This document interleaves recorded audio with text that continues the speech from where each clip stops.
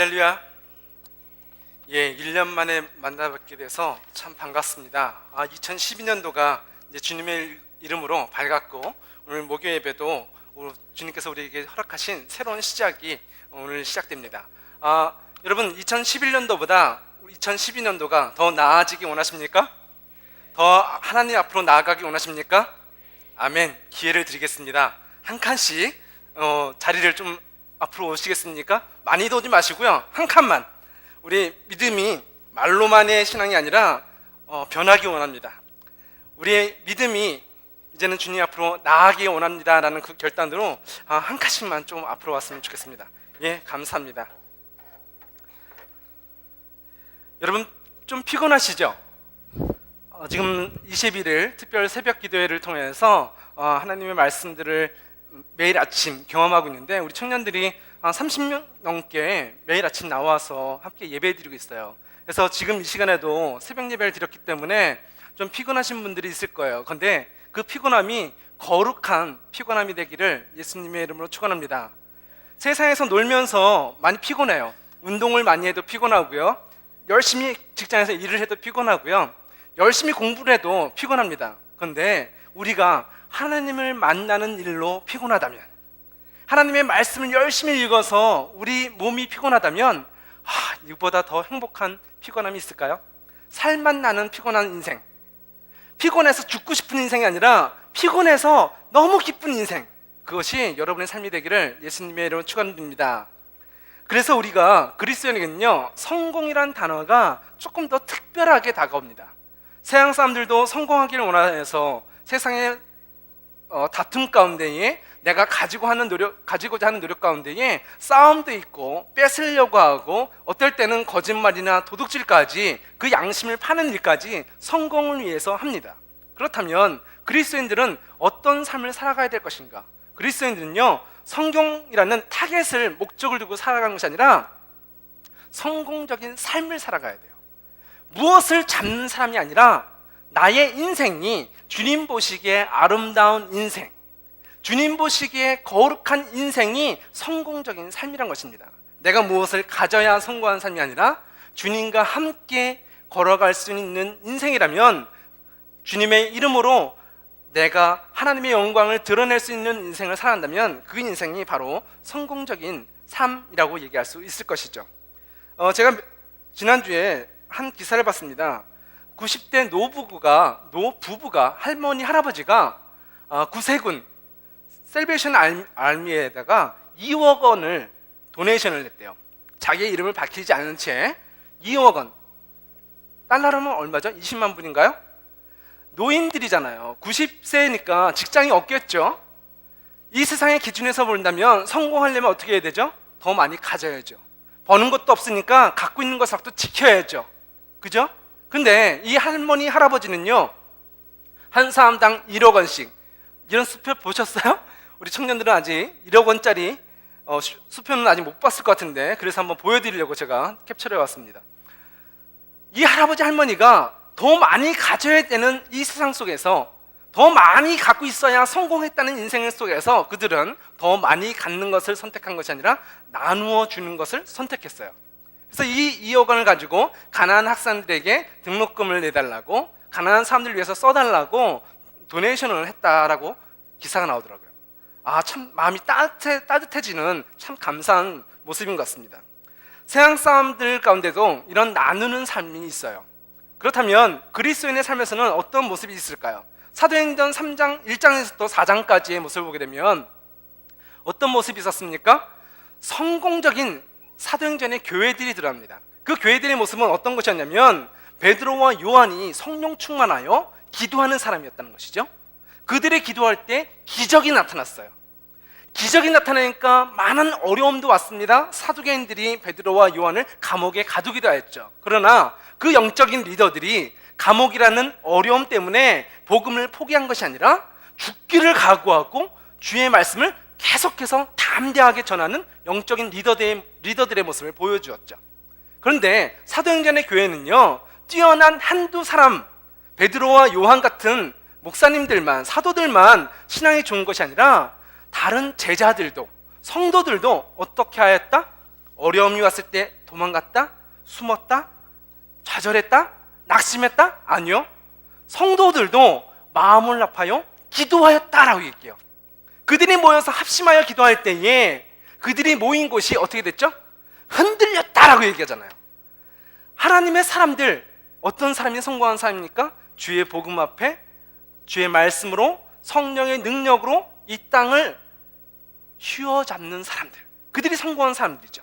한두 사람의 영적인 엘리트들이 아니라 모든 성도들이 하나님 앞에서 성령 충만을 받고 하나님의 능력을 경험하고 하나님의 말씀을 담대하게 전하는 초대교회의 모습이 드러나 있는 것입니다. 그렇다면 그들의 신앙은 그렇게 뜨거웠는데 삶의 모습은 어땠을까요? 첫째, 이제는 그들의 삶의 모습을 볼 때 그들은 성공적인 삶이라고 말할 수 있었는데 그 특징이 무엇이냐면 그들은 성령 안에서 하나 되는 삶을, 나누는 삶을 살았다는 것입니다. 사도행전 4장 32절에서 37절 말씀을 보게 되면 믿는 사람들의 무리가 다 한 마음과 한 정신으로 자기 것을 자기 것이라고 말하는 사람이 한 사람도 없이 자기가 가지고 있는 모든 것을 서로 나누어 썼습니다 라고 얘기하고 있어요. 내 것인데 내 거라고 얘기하지 않고 한 마음, 여기서 한 마음은 어떤 마음일까요? 저 사람 안에 한 마음이 있어요. 사람은 같아질 수 없잖아요. 부부도요, 마음이 다르대요. 아무리 친한 친구도 성격이 다르고 좋아하는 게 다르고요, 취미도 달라요. 많은 사람들이 한 사람 70억의 인구가 다 다양한데, 다 다른데 얼굴도 다르고 가정 환경도 다르고 다 다른데 한 마음이래요. 여기서 한 마음은 생각이 같다라는 것이 아니라 그 안에 성령 하나님의 마음이 계시고 내 안에 성령 하나님의 마음이 계시다는 거예요. 우리 각자 70억의 인구는 다 다르지만 예수 그리스도를 믿는 사람에게는 한 사람마다 성령 하나님이 계시기에 우리 안에 똑같은 것이 있어요. 그것은 하나님의 마음, 성령님의 모습이라는 것이죠. 그들이 성령 안에서 하나가 되었다라고 얘기해요. 그리고 성령 충만함을 받은 그들이 자기의 것을 나누어 주었다라고 얘기한 것이죠. 90살 된 그 노 부부가 2억 원이라는 돈을 갖고 사람들에게 나누어 주었듯이 지금 초대교회 성도들도요, 성령 충만한 것으로 영적으로만 뛰어난 것이 아니라 삶에서도 하나님의 사랑을 나누고 있다라는 것을 보여주고 있는 거예요. 그래서 그들의 삶은 성공적인 삶이라고 말할 수 있다는 것이죠. 내 거야 라는 세상의 주장이 이들의 삶을 통하여서 꺾여지고 있는 거예요. 세상은 더 가져야 돼, 내 거야, 뺏어야 돼 라고 얘기하지만, 내 것이라고 주장을 하지만 그리스도인의 이 공동체의 모습은 내 것을 내 것이라고 얘기하지 않고 나누어 준 거, 가지세요, 가지십시오. 그리스도의 사랑이 드러나고 있다는 거예요. 그래서 그들의 삶은 삶 속에서도 신앙적인 내용뿐만이 아니라 삶에서도 세상의 법칙을 다 쥐어 흔들고 있다는 것이죠. 이런 파워풀한 성도들의 모습이 드러나고 있는 것입니다. 그들이 33절부터는 예수님의 부활을 증거하고 있다라고 얘기하고 있어요. 돈만, 재산만 나눈 것이 아니라, 마음의 물질적인 사랑만 나눈 것이 아니라 복음을 나누고 있는 그들의 삶의 모습을 보여주고 있는 것이죠. 주님의 말씀을 증거하였을 때에 하나님께서는 그들에게, 성도들에게 더 많은 은혜를 부어주셨다라고 얘기해요. 하나님 앞에 그 삶을 온전히 지켜가니까 하나님께서는 그 초대교회에 더 많은 은혜들을 부어주셨다라고 얘기해요. 34절 말씀에 34절과 35절 말씀을 한번 집중해서 한번 봐보세요. 그들 중에 부족한 것이 있는 사람은 한 사람도 없었습니다. 때로는 밭이나 집 있는 사람이 밭이나 집을 팔아 판 돈을 사도들에게 가져와 사도들의 발 앞에 놓았습니다. 그러면 사도들은 그 돈을 필요한 사람들에게 각각 나누어 주었습니다 라고 얘기해요. 35절 말씀 보게 되니까 사람들에게 필요한 것이 있다는 거예요. 모자란 것, 부족한 것이 있다는 거예요. 근데 그 부족한 것들이 어떻게 해결되었죠? 예수 믿는 사람들은 기도했더니 하나님이 다 기적으로 해결해 주셨다, 그렇게 표현하고 있나요? 잘 보세요. 33절 말씀에 하나님의 더 많은 은혜를 베풀어 주시니까 지금 이들의 삶에서는 어떻게 해요? 문제가 있죠. 어려움도 있고 모자란 것도 있고 부족한 것들이 있죠. 그런데 하나님께서는 모자란 것을 채워준 것이 아니라 무엇을 주셨다? 은혜, 하나님의 말씀, 하나님의 성령, 하나님의 마음을 부어주셨대요. 잘 보세요. 모자란 건 이때니까요. 몸도 아프고요, 재산도 없고요, 먹을 것도 부족하고요, 외롭고요, 힘들어요. 그런데 무엇이 있다? 은혜가 있다는 거예요. 하나님의 은혜가 있으니까 그들의 삶이 34절에 자기의 있는 것들을, 하나님이 응답해 주셨다는 것이 아니라 하나님의 은혜를 받은 사람들이 자기가 있는 것들을 나누어 주었다라고 얘기해요. 나누어 주니까 사람들에게 부족한 것이 없어졌다는 거죠. 우리는 뭐라고 기도하죠? 하나님, 우리는 이것이 부족하니까 도와주세요, 응답해 주세요 라고 기도하죠. 기도 맞습니다. 그런데 오늘 사도행전의 비밀은요, 하나님께서는 이 부족한 것을 주신 것이 아니라 무엇을 주셨다? 은혜를 주셨다라고 얘기해요. 은혜가 우리에게 있으니까 내게 있는 것으로, 내 능력으로 하나님의 일을 하고 부족한 것이 없대요. 그럼 다시 보세요. 나는 지금 하나님의 은혜를 받기 전에도 이 문제를 해결할 만한 능력이 있어요. 능력이 있는데도 뭐라고 얘기해요? 하나님, 난 부족해요. 난 이것도 없고요, 이것도 어렵고요, 저 사람 보세요, 정말 싫어요, 도와주세요 라고 얘기하고 있어요. 근데 바뀐 건 하나도 없는데 뭘 바뀌었어요? 내가 은혜를 받았어요. 하나님의 은혜를 경험하니까 내가 하나님의 은혜로 이 문제들을 다 해결한다는 거예요. 여기에 신앙의 신비가 있는 거예요. 여러분의 인생이 2011년도보다 2012년도가 돼서 나아진 것이 있습니까? 똑같잖아요. 같은 집에서 살고, 같은 음식 먹고, 같은 학교 다니고, 같은 직장 다니잖아요. 여전히 작년에 있었던 스트레스 지금도 받고 있잖아요. 근데 우리가 기도할 것이 무엇이다? 문제를 해결해 달라고 기도하지 마시고 하나님의 은혜를 구하십시오. 하나님의 은혜가 내게 임하면 이 문제들을 여러분이 넉넉히 이겨낼 수 있다는 것입니다. 이것이 성공하는 삶이에요. 하나님, 나 성공하게 이거 주세요 라고 얘기하는 것이 아니라 하나님의 은혜를 받으면 내가 성공할 수 있는 사람으로 바뀌어지는 거예요. 그것이 우리에게 필요한 것이죠. 세상 사람들은 이것만 가지면 내가 성공한 줄 알고 거짓말도 도둑질도 하지만, 그리스도인들은 이것이 아니라 내가 성공한 사람으로 바뀌어질 때, 하나님의 은혜가 내가 주님과 함께 거할 때에 우리는 이 세상의 문제를 넘어서서 이겨낼 수 있는 사람으로 바뀌어진다는 것입니다. 그래서 성령 안에서의 삶은 하나님의 은혜를 나누는 삶, 나의 건강도 나누고 나의 재산도 나누고 나의 실력도 나누고 내가 갖고 있는 시간들도 나눌 수 있는 나누는 삶, 한 마음으로 나아가는 삶을 살아갈 수가 있다는 것입니다. 하나님께서는 우리에게 문제를 구하지 말고, 문제를 넘어갈 수 있는 그것을 달라고 기도하지 말고 하나님의 은혜를 구하라라고 우리에게 가르쳐주고 있는 것이죠. 성공적인 삶은 복음으로, 성령으로 하나 되는 것이고, 이제는 그 받은 사랑을 가지고 사람들과 나누는 것이 성공적인 삶이라고 성경은 가르쳐주고 있는 것입니다. 그렇다면 이 성공적인 삶을 방해하는 것들이 있어요. 이런 성공적인 하나님의 은혜 가운데 사는 삶을 살아가지 못하도록 사단은 우리를 내버려 주지 않는다는 것이죠. 우리가 그런 성공이 아니라 실패를 하도록 우리 마음속에 어떤 마음을 준다? 시기하는 마음, 다른 사람을 미워하고 다른 사람들을 갖다가 사랑하는 것이 아니라 갈라놓는 마음들을 준다라고 성경은 갖춰주고 있어요. 교회가 시기하는 마음이 그 안에 들어올 때 교회는 세상을 흔드는 것이 아니라 교회가 깨져버려요.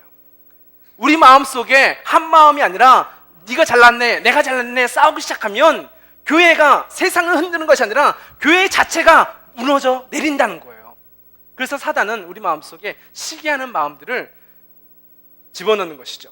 5장을 보게 되면, 사도행전 5장을 보게 되면 아나니아라는 사람이 나옵니다. 아나니아라는 사람과 그의 아내 삽비라도 자기의 땅 일부분을 팔았습니다. 아나니아는 땅을 판 돈에서 얼마를 떼어 몰래 숨겨놓고 나머지만 사도들의 발 앞에 갖다 놓았습니다 라고 얘기해요. 지금 아까 말했던 노인 부부들이 자신의 돈들을 2억 원을 갖다가 사람들을 나눠주기 위해서 갖고 왔듯이 지금 아나니아라는 사람도 자신의 땅을 팔아서 돈을 갖고 왔어요. 얼마 100불, 200불 갖고 온 것이 아니라 땅을 팔았으니까 그 금액이 1억 원, 2억 원, 아니 10만 불, 20만 불이 될 수 있는 돈이잖아요. 큰 돈이잖아요. 그런데 어떤 일이 생기냐면 5절 말씀 보게 되면 그렇게 헌금을 했는데, 그렇게 좋은 일을 했는데 아나니아는 이 말을 듣자마자 쓰러져 죽었습니다. 이 소식을 들은 모든 사람들은 몹시 두려워했습니다 라고 얘기해요. 헌금을 작은 돈도 아니고 땅을 판 돈을 갖다가 헌금을 했는데 죽었대요. 이게 어떻게 된 일입니까? 예수 믿으면 성공하고 건강해지고 내가 원하는 것들도 해결되고 사업도 잘 되고 부자 된다. 그래야지 교회가 붕대고 성공을 할 텐데, 사람들이 막 전도가 될 텐데 지금 어떻게 됐다? 교회에 가서 열심히 봉사하고 헌금했더니 죽었대. 그 사람 헌금했는데 죽었대. 어이구야, 거기 가면 안 되겠다. 왜? 헌금한 게 모자랐대? 왜 헌금 다 했는데 안 했대? 야, 그럴 수가 있어? 10만 불을 했는데 그게 적다 그러는 거야? 야, 목사는 도둑놈이야. 이게 뭐죠? 하나님의 앞에 헌금을 했는데 정말 자신의 일부를 드렸고 어떻게 보면 전부를 드렸는데 그 사람이 죽었다는 거예요. 왜 그럴까요? 그 배경을 좀 알면 좀 이해가 쉽습니다. 그 내용을 보면 사도행전 교회가 성장하고 있는 장면이 4장 말씀 가운데 나오는데요, 그 4장 36절에 보게 되면 바나바라는 사람이 등장합니다. 그 바나바라는 사람은 다른 말로는 요셉이라는 사람인데, 사도들은 그 사람을 바나바라고 불렀습니다 라고 얘기해요. 바나바라는 이름의 뜻은 격려하는 사람이라는 뜻이에요. 그 사람의 이름이 별명처럼 그 사람의 삶의 모습이 이름 속에 드러나 있는 것이 이스라엘 민족의 특징이거든요. 그 사람의 성격, 그 사람의 표정, 행동, 그것을 따서 그 사람의 이름을 불러요. 근데 바나바는 어떤 사람이다? 격려하는 사람이라는 거예요. 서양 사람들은 뭐라고 얘기해요? 야, 안 돼, 하지마. 개그 프로처럼 안 돼, 그 얘기만 하는데, 이 바나바라는 사람은요, 어떤 사람이다? 아, 그래, 우리 한번 해보자. 아, 형제님 할 수 있어요. 하나님을 믿는 믿음 안에서 우리 다시 노력합시다. 하나님이 도와주시면 될 수 있어요. 예수님이 당신과 함께 하시잖아요. 힘을 내세요. 용기를 내세요. 그래서 사람들이 이 바나바만 같이 있으면 힘이 나. 안 돼 라는 얘기를 들을 때는 아, 정말 문제다 할 때는 정말 마음이 낙심되어지만, 쓰러지고 정말 포기하고 싶지만, 이 바나바한테만 가면 예수님이 도와주실 거예요. 제가 기도할게요. 우리 같이 해봐요.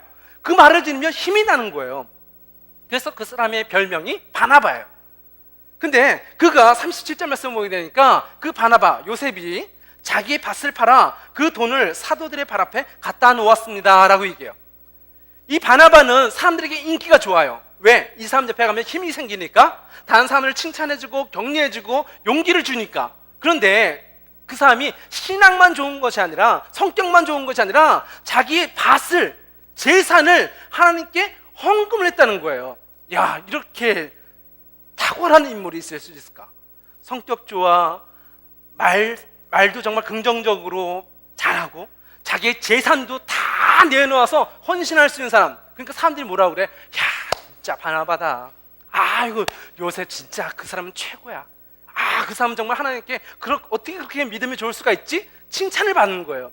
근데 그것을 옆에서 보고 있는 사람이 있죠. 그 사람이 누구다? 아나니아. 그래서 이 아나니아가 이 바나바를 보면 열받는 거예요. 혹시 누구 물 좀 한 잔 떠다 주시겠어요? 제가 목사님들의 특권이 하나 있다면 간백상 위에서 물을 마실 수 있는 자유, 이게 아닐까라는 생각이 들어서 2012년도에는 저도 좀 물을 한 잔씩 갖다 주시면 감사하겠습니다. 아나니아의 마음속에 어떤 마음이 있다고요? 뭐 지만 잘났나? 지만 예수 믿는 것처럼? 누구는 그렇게 못해? 아이고, 헌금을 했다고? 야, 그 정도는 나도 해 하는 마음이 아나니아 속에 있는 거예요. 바나바가 그만큼 했다면 나도 할 수 있어, 나도 그 정도는 돼, 그런 시기하는 마음이 있는 거죠. 그래서 자신의 땅을 팔아서 하나님께 헌금을 한다라고 선포한 거예요. 그리고 땅을 팔아서 돈을 받았을 때에 마음속에, 팔기 전에는 그래, 내가 다 헌금해야지 라는 생각이 있었는데, 돈을 받고 나니까 마음속에 조금 이렇게 이건 아닌데, 내가 정말 너무 화가 나가지고 내가 그냥 말을 실수한 거 아닌가? 내가 이렇게까지 헌금을 해야 되나? 그런 생각이 드는 거죠. 감사합니다.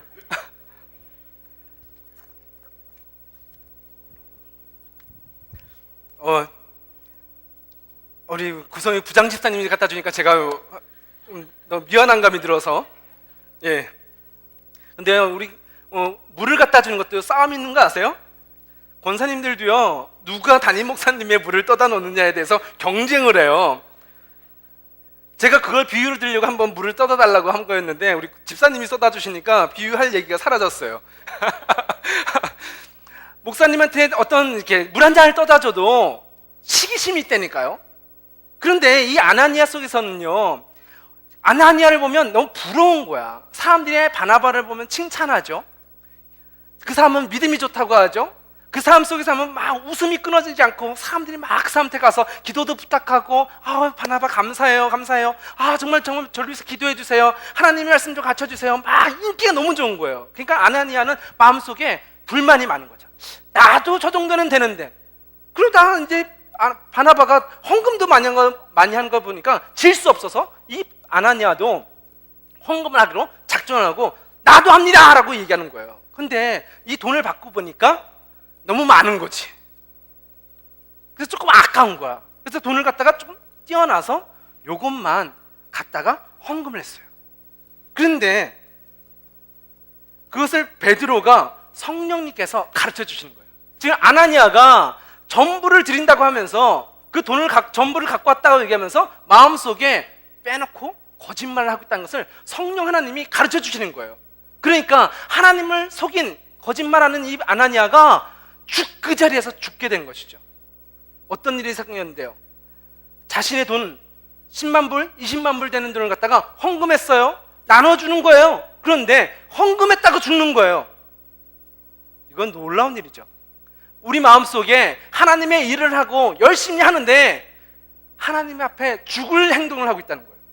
죄 짓는 행동을 하고 있다는 거예요. 헌금을 하는데도 죄를 지어요. 헌금을 안 해서 죄를 짓는 것이 아니라 하나님 앞에 헌금을 하면서 하나님의 일을 하면서 죄를 짓고 있다는 거죠. 우리 교회 안에 하나님의 성공적인 인생을 살기 원한다는 우리의 삶 속에서도 하나님을 놓쳐버리고 죄악 속에서 살아가는 수많은 사람들이 있다는 경고의 메시지가 이 아나니아 속에서 우리를 다시 한번 깨닫게 하는 것입니다. 우리가 교회 안에서 하나님의 일을 한다고 우리의 모습이 의롭다라고 생각해서는 안 되죠. 하나님 보시기에 우리가 한 마음, 사랑하는 마음, 시기하는 마음이 아니라 지가 잘났어? 나도 할 수 있어! 라는 시기하는 마음이 아니라 형제를 사랑하고 나눠줄 수 있는 마음이 우리 속에 있어야 된다는 거예요. 근데 사단은 우리가 성공적인 삶을 살아가지 못하도록 시기하는 마음을 우리에게 줘서 교회를 깨어놓는다라고 얘기하고 있는 것이죠. 교회가 하나 되는데 방해되는 두 번째 마음은 무엇이냐면 바로 죄입니다. 굿 커뮤니티 처치라는 말씀 있죠? 굿 커뮤니티 처치가 GCC라는 그 표어를 우리가 2012년도에 갖고 있는데요. 그것은요, Great Commission Church라는 뜻을 갖고 있어요. 그 뜻은 무엇이냐면 마태복음 22장 37절 말씀 보면 하나님을 사랑할 때 어떻게 사랑하라? 목숨을 다해서 사랑하라 라고 얘기해요. 그리고 이웃을 내 형제와 같이, 내 자신과 같이 사랑하라 라고 하나님께서 우리에게 명령을 하셨다는 것이죠. 교회 안에서 우리가 시기하는 마음으로 나누어진 마음으로 사는 것이 아니라 하나님과 함께 하나 되고 성도와 성도가 하나 되는 마음으로 사랑하고 죽도록 충성하는 인생을 우리에게 가르쳐주고 있는 거예요. 성공적인 삶, 하나님과 하나 되고 성도와 하나 되어야지만이 우리가 성공적인 삶을 살아갈 수 있다는 것입니다. 그런데 이 성공적인 삶을 살아가지 못하도록 사단이 두 번째로 우리에게 주는 것은 무엇이냐면 죄예요. 하나님을 속이는 마음을 우리 속에 준다는 것이죠. 2절 말씀 보게 되면 아나니아는 땅을 판 돈에서 얼마를 떼어 몰래 숨겨놓고 나머지만 사도들의 발 앞에 갖다 놓았습니다. 그의 아내도 이런 내막을 다 알고 있었습니다 라고 얘기해요. 헌금은 누가 시켜서 하는 것이 아니라 자기가 원하는 만큼만 하면 되는 거 아니에요? 그죠?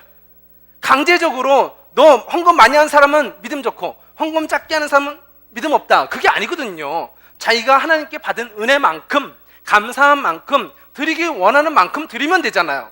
아나니아도 자기가 원하는 만큼 드릴 수 있는 거잖아요. 그죠?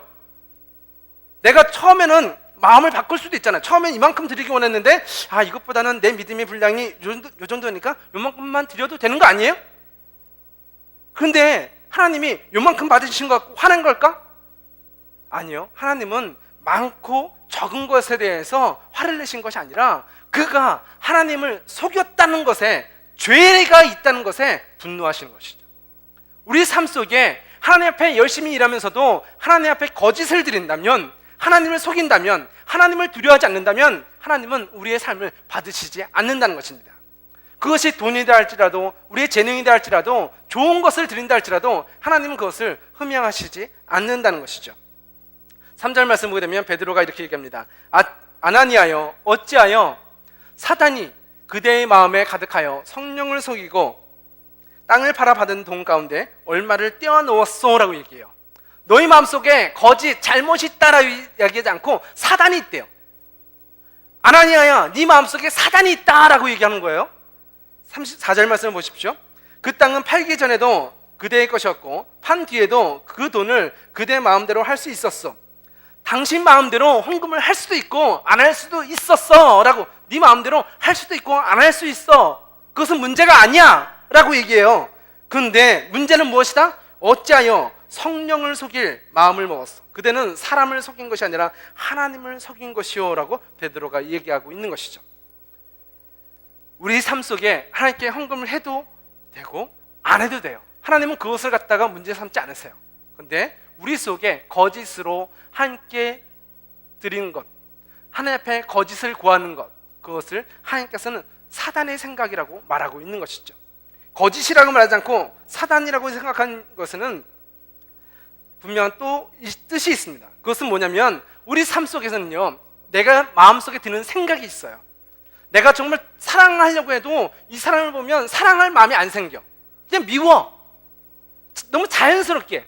그 사람이 물론 잘못하는 것도 있겠지만 그 사람 옆에 가면 기분이 나빠. 그리고 이것을 하고 싶지 않아. 근데 사람들은요, 이것을 자연스러운 감정이라고 생각해요. 근데 성경은요, 그것을 내 감정이라 얘기하지 않고 사단의 생각이라고 얘기하는 거예요. 이건 내 생각, 내 느끼는 감정이라고 얘기하지 않고, 지금 베드로가 그 사람에게, 아나니아에게 뭐라고 얘기해요? 네가 거짓말을 한 것이 문제야 라고 하지 않고 네가 사단의 생각을 갖고 있다라고 얘기해요. 사단의 생각은 어떻게 되죠? 예수님의 이름으로 쫓아내야 되는 거예요. 내가 삶 속에서 미워하지 않으려고 하지만 미워하는 생각들, 과거의 삶 속에서 내가 그것을 벗어나고자 하지만 벗어나지 못하는 문제들, 과거의 상처들, 그것을 갖다가 내 감정이라고 얘기하는 것이 아니라 예수님의 이름으로 그 거짓 것들을 쫓아내라라고 얘기하고 있는 거예요. 네가 그 마음을 붙잡고 있으니까 사단의 행동대로 네가 살았다는 것이에요. 우리는 사단의 종이 아니라 하나님의 종이잖아요. 하나님의 종이기 때문에 사단의 생각을 이제는 예수님의 이름으로 대적하여 몰아내야 되는데, 우리가 뭐라고 착각을 한다? 이거는 사단의 생각이 아니라 내 생각인 양 착각을 하는 거예요. 내가 과거에 상처받은 것으로, 내가 싫어하는 것으로, 내 감정으로, 내가 느끼는 것으로 착각을 하니까 쫓아내지 않는 거예요. 근데 성경은 이 감정을 예수님의 이름으로 쫓아내라 라고 말하고 있는 것이죠. 그래서 베드로는 아나니아의 마음속에 사단의 마음이 가득했다라고 말하고 있는 것입니다. 우리 마음속에 나쁜 생각이 들 때 이것을 여러분의 생각으로 착각하지 마십시오. 이제는 예수님의 이름으로 그 나쁜 생각들을 나아가라 명령할 수 있는 하나님의 사람이 되기를 예수님의 이름으로 축원드립니다. 성공적인 삶을 살아가지 못하도록 사단은 우리 마음속에 시기심과 사단의 생각을 넣는다고 얘기했습니다. 그렇다면 이제 우리가 이 사단의 말에 속는 것이 아니라 성공적인 삶을 살아가기 위해서 해야 될 것이 있는데, 그것은 이제 우리가 옳은 일에 하나 되어야 된다는 것입니다. 8절 말씀 보게 되면 베드로가 삽비라에게 물어보았습니다. 그대와 그대의 남편 아나니아가 땅을 팔아서 받은 돈이 이것뿐이요? 삽비라는 예, 그것뿐입니다 라고 대답했습니다 라고 얘기해요. 삽비라는 누구냐면 이 아나니아라는 남자의 부인이에요. 그래서 아나니아가 죽었잖아요. 그리고 3시간 뒤에 삽비라가 다시 집으로 돌아왔을 때 베드로가 묻습니다. 당신의 땅 판 돈이 이것이 전부요? 라고 물으니까 삽비라가, 아나니아의 아내인 삽비라가 뭐라고 얘기해요? 삽비라는 누구의 아내? 아나니아의 아내. 그러면 부부는 하나, 그죠? 누구 편을 들어줘야 돼? 아나니아. 그러면 삽비라가 뭐라고 얘기해요? 진짜예요. 그게 전부예요. 아나니아와 하나 된 말을 하는 거예요. 삽비라는 지금 하나 되어 있어요. 근데 어떤 것에? 거짓에, 사단의 마음에 하나 되어 있는 거예요. 사람들은요, 나쁜 것에도 하나 되고 옳은 것에도 하나 돼요. 근데 교회가 깨지는 이유가 뭔지 아세요? 하나 되기 때문이에요. 무엇 때문에 하나 돼? 어디에 하나가 된다? 나쁜 마음에 하나가 되니까 교회가 깨지는 거예요. 하나님의 성령의 생각이 하나 되면 교회가 하나 될 텐데, 성령 안에서, 말씀 안에서, 은혜 안에서 하나 되면 교회가 하나 되고 성장하고 부흥할 텐데, 사람들이 모였어. 그리고 그 마음속에 무슨 생각으로 모였다? 나쁜 생각, 사단의 생각으로 하나 되어서 모이니까 교회가 깨지는 거예요. 우리가 하나 되는 것이 중요한 것이 아니라 옳은 방향으로 하나 되는 것이 중요한 거예요. 분명히 삽비라는 내 남편이지만 남편의 잘못에 하나 돼서는 안 돼요. 남편이 잘못된 것을 할 때 이 삽비라는 어떻게 해야 돼요? 죄에 대해서 하나 되게, 나는 아내니까 남편과 하나 돼야지 하면서 거짓으로 가는 것이 아니라 남편에게 말을 해야죠. 안 하냐? 그러면 안 돼요. 우리가 시기심이나 죄의 생각을 가지고 하나님을 대해서는 안 돼요 라고 얘기할 텐데, 이 삽비라는 그 남편의 하나 되어 따라가는 모습을 보였다는 것이죠. 그때에 9절에 베드로가 얘기합니다. 베드로가 다시 말했습니다. 어찌하여 그대와 그대의 남편은 서로 짜고 주님의 성령을 시험할 수 있단 말이요 라고 얘기해요. 보시오, 당신이 남편을 장사하고 온 저 사람들이 들어와서 당신을 메고 나갈 것이요 라고 얘기해요. 그 말이 끝나자마자 삽비라도 베드로 앞에 쓰러져 죽었다라고 얘기하는 것이죠. 우리 삶 속에 죄가 있을 때에 얼마나 무서운 결과가 나타나는지를 보여주는 말씀입니다. 하나님께서는 사도교회, 초대교회에 부흥을 주시면서 사람들 속에 어떤 마음이 있는 것을 아셨다? 시기심과 하나님의 은혜에 대하여 감사하다는 마음 속에 또 반대편에 시기심과 욕심과 하나님을 속이는 거짓 마음들이, 그 거짓 영들이 이 부흥하고 성공하고 있는 초대교회 안에 있다는 것을 하나님은 경고의 메시지로 아나니아와 삽비라의 모습을 보여주시는 거예요. 우리 교회 속에서도 하나님을 속이는 것이 있지 않습니까? 나의 삶 속에서도 하나님을 믿는다고 하지만 하나님을 두려워하지 않는 마음이 있지 않습니까? 그것이 오늘 이 경고의 메시지를 통하여 무너지기를 예수님의 이름으로 축원합니다. 하나님께서는 우리 교회를 깨는데 하나 되는 것이 아니라 하나님의 나라를 세우는데, 하나님을 사랑하고 이웃을 사랑하는데 성령 안에서 하나 될 것을 우리에게 명령하신 것이죠. 네 번째, 마지막으로 우리가 성공적인 삶을 살기 위해서는 어떤 삶을 살아야 되냐면 하나님을 두려워하는 삶을 살아야 된다는 것입니다. 5장 11절 말씀 보게 되면 이제는 아나니아도 죽고 그 안에 삽비라도 그 거짓을 통하여 죽었다는 사실이 사람들에게 알려지니까 사람들이 어떻게 했다? 다 두려워했다라고 얘기해요. 이게 어떻게 된 일이에요? 이제는 기적도 나타나고 방언도 나타나고 감옥문도 열리고 정말 믿음으로 복음을 증거하고 병든 자들이 일어나는 그 기적 속에서 하나님을 잘 믿는 성도들, 인정받았던 아나니아와 삽비라가 헌금했다는 이유로 죽었을 때에 이 초대교회 성도들의 마음속에 두려움이 있는 것이죠. 하나님 앞에 내가 조심해야 되구나. 내가 하나님 앞에 내 마음대로 내 생각대로 해서는 절대 안 되는 것이구나 라고 얘기하는 거예요. 하나님은 우리 겉모습을 보시는 것이 아니라 우리의 중심을 보시는구나, 나의 속마음을 아시는구나. 그것을 알 때 사람들은 두려워했다는 것이죠. 신앙이란 예수님을 믿으면 다 잘 될 거다, 성공할 거다, 그것이 믿음, 신앙이 아니에요. 신앙이란 하나님을 두려워하는 거예요. 이 두려워한다는 것은 사랑한다는 단어예요. 그 사랑한다는 단어와 또 하나 무서워한다는 거예요. 사랑하는 것과 무서워하는 것, 이 두 가지가 같이 있어야 된다는 것이죠. 사랑하니까 내 마음대로 내가 어떻게 해도 저 사람이 날 포기하지 않을 걸 아니까 내 마음대로 잘못된 행동을 하는 것이 그것으로서는 안 된다는 거예요. 사랑하는 것과 하나님을 두려워하는 이 두 가지 마음이 있어야 된다는 거예요.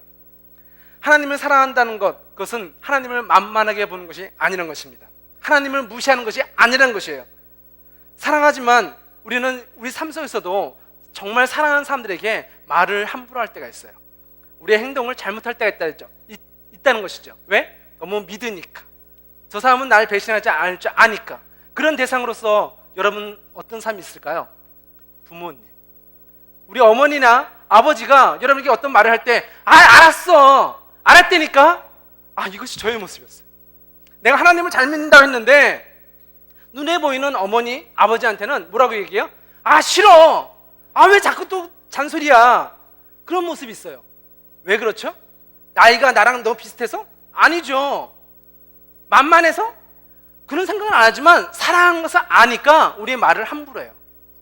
우리가 하나님 앞에 하나님을 두려워하고 하나님을 사랑한다는 것은 우리 부모님 안에서 훈련되어져야 돼요.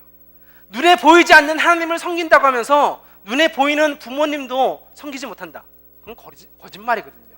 그래서 눈에 보이지 않는 하나님을 섬기려면 눈에 보이는 하나님 앞에 우리의 말이, 눈에 보이는 부모님 앞에 우리의 말과 행동이 달라져야 돼요. 부모님을 사랑한다고 해서 만만하게 여기고 짜증내고 그런 것이 아니라 부모님의 말씀에 순종하기 시작할 때에 우리의 신앙이 하나님 앞에 순종하는 신앙으로 바뀌어진다는 거예요. 여러분 삶 속에 하나님을 두려워하십시오. 하나님을 두려워하기 위하여 훈련할 대상이 있는데 그것은 부모님이에요. 그리고 또한 교회에 오시면 여러분의 영적인 지도자들이 있어요. 우리 담임 목사님과 청년부를 섬기고 있는 저도 여러분들이 왜요? 제가 꼭 그거 해야 돼요? 라고 얘기하는 것이 아니라 저를, 담임 목사님을 하나님으로 여기듯이 말씀에 순종하는 것이 필요해요. 물론 친하게 지내고 잘 지내야 되죠. 그런데 두려워할 줄 알아야 된다는 것이죠.